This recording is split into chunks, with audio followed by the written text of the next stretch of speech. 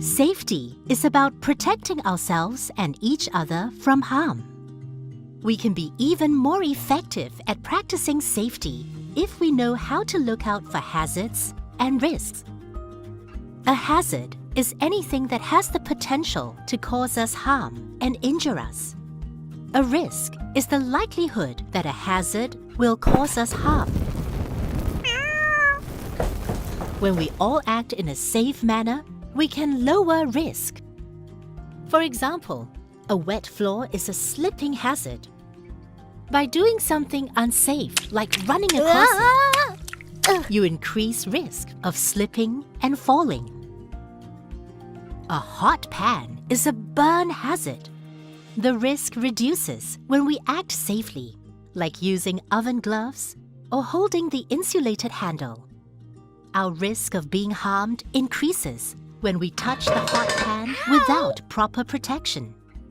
The sharp knife is a hazard because it has the potential to cause us harm. Risk increases when we don't put it away safely after use, even if just for a short while. Someone, including myself, could accidentally get cut. The best way to reduce the risk from the hazard is to put away sharp objects immediately after use. So, how do we decide what's the best way to act when presented with a hazardous situation? Use the hierarchy of risk controls. If we apply the hierarchy of risk controls to the example of the wet floor, the safest way to deal with that situation is to apply elimination. Remove the hazard altogether. Eliminate the slipping hazard by mopping up the puddle of water on the floor. And if elimination is not possible, we should consider the second option, which is substitution. That means walking an alternative path that is dry. And if that's not possible, we should consider the third option, which is engineering control. In this case, barricading the wet area so that we prevent others from walking into the puddle. Yes, that's right. Safety isn't just about looking out for ourselves, but for others too. Administrative controls and PPE are our last resorts. Consider them when all higher levels of control aren't feasible. In this case, we can inform a cleaner to place a wet floor sign or cross the floor slowly, only if you are wearing a pair of non-slip shoes. Wow, I've learned that hazards are anything that could potentially cause us harm. It's impossible to live in a world without hazards.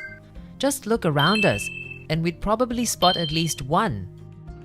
While we can't eliminate hazards altogether, we can minimize our risks. We do this by acting in a safe, sensible, and responsible manner. Now I can make better choices when faced with hazardous situations by going through the different levels of risk controls: elimination, substitution, engineering controls, administrative controls, and personal protection equipment, PPE. Well done! Always practice having a safety mindset such that it becomes second nature to us. Remember, safety is about helping others too. Our lives are precious and priceless, so protect yourselves and one another.